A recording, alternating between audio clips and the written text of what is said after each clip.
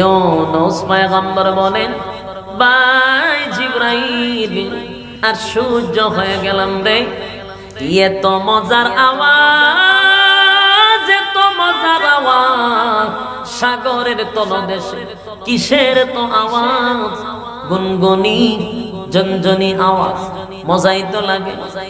সাগরের তলদেশে মজার আওয়াজ কোথা থেকে আসে? এবার জিবরাইল আলাইহিস সালাতু ওয়াস সালাম বলে, ইউনূস, সাগরের তলদেশে যে আওয়াজ তোমার কানে শুনতে পাচ্ছ, এই আওয়াজ হলো সাগরের তলদেশের বালকণাগুলি 24টা ঘন্টায় আমার মালিকের জিকির করে। গাছের জবান থেকে যদি জিকির বন্ধ হয়, গাছ মারা যায়। পাখির জবান থেকে যদি জিকির বন্ধ হয়, পাখিটা মারা যায়।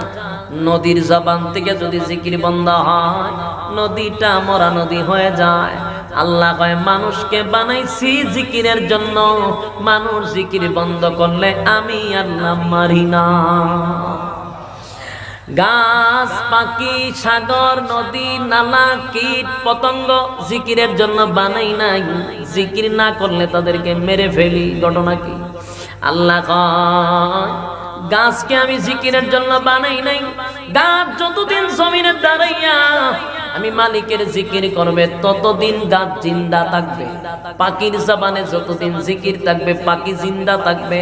নদীর জবানে যতদিন জিকির থাকবে, নদীটাও জিন্দা থাকবে। সুবহান। এর বাস্তব প্রমাণ হলো, ইউনূস নবীর একবার মাছে খাইছিল। জানেননি ঘটনা? ইউনূস নবী মাছের পেটের ভিতরে ঢুকছিল। ঢোকার পরে মাছ ওনারে লইয়া সাগরের তলদেশে গেছে। মাছ বিমানের মতো দৌড়ায়। ইউনূস পয়গম্বরকে আল্লাহ মাছের পেটের ভিতরে জীবিত রাখছে। সুবহানাল্লাহ।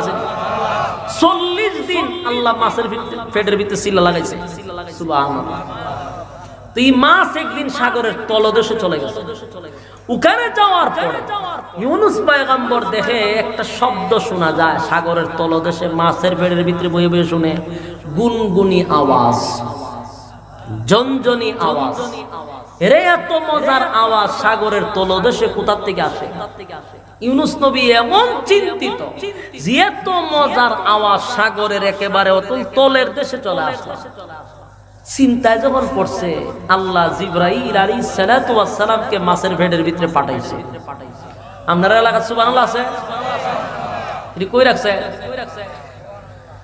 মাছের পেটের ভিতরে জিবরাইল আলাইহিস সালাতু ওয়াস সালাম চলে গেল। নবীরা যেখানে যায় জিবরাইল সেখানে যায়। নবীরা যদি জেলখানায় যায়, জিবরাইলও কই যায়? জেলখানায়। নবীরা যদি আগুনে যায়, জিবরাইলও আগুনের ভিতরে যায়। নবীরা যদি মাছের পেটের ভিতরে থাকে, জিবরাইলও মাছের পেটের ভিতরে। সুবহানাল্লাহ। জিবরাইল আলাইহিস সালাতু ওয়াস সালাম জিজ্ঞাসা করে, ইউনূস, মাছের পেটের ভিতরে তো চিন্তিত কেন? আপনাকে এত চিন্তিত তো দেখা যায় নাই, কেন গো আজকে এত চিন্তিত আপনি? ইউনূস পয়গম্বর বলেন, ভাই জিবরাইল আর সূর্য হয়ে গেলাম রে, এত মজার আওয়াজ, এত মজার আওয়াজ, সাগরের তলদেশে কিসের তো আওয়াজ, গুনগুনি ঝনঝনি আওয়াজ, মজাই তো লাগে। সাগরের তলদেশে মজার আওয়াজ কোথা থেকে আসে? এবার জিবরাইল আলাইহিস সালাতু ওয়াস সালাম বলে, ইউনূস, সাগরের তলদেশে যে আওয়াজ তোমার কানে শুনতে পাচ্ছ, এই আওয়াজ হলো সাগরের তলদেশের বালকণাগুলি 24টা ঘন্টায় আমার মালিকের জিকির করে। ইউনূস পয়গম্বর কথা শুনিয়া আশ্চর্য হইয়া ডাক দিয়া বলেন, বালকণা যদি আল্লাহর জিকির করে রে, আমি পয়গম্বর হইয়া মাছের পেটের ভিতরে বৈশা কি করি?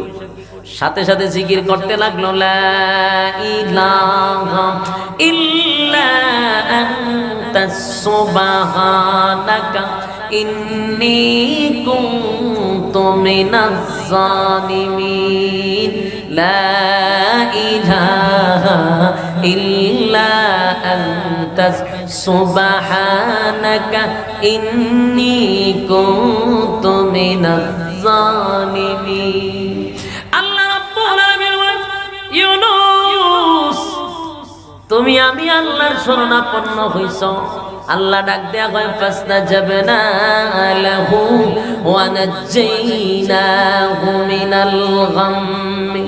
আরে ইউনূস বিপদে পড়িয়া আমি আল্লাহর শরণাপন্ন হয়ে গেছো।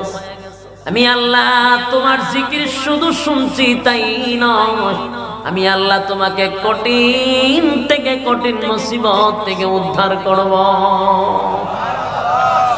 সাথে সাথে মাছের পেটের ভিতরে বেদনা সৃষ্টি করে দেয়। মাছ সাগরের উপরে আইসা ভূমি কইরা ইউনূস পয়গম্বরের ফালায়া দেয়। সুবহানাল্লাহ। এরপরের অংশ আল্লাহ বলেন, ওয়া কাযালিকা নুনজিল মুমিনিন। আরে ইউনূস বিপদে পড়ে তুমি আমি আল্লাহর শরণাপন্ন হইছো, আমি আল্লাহ তোমাকে উদ্ধার করলাম।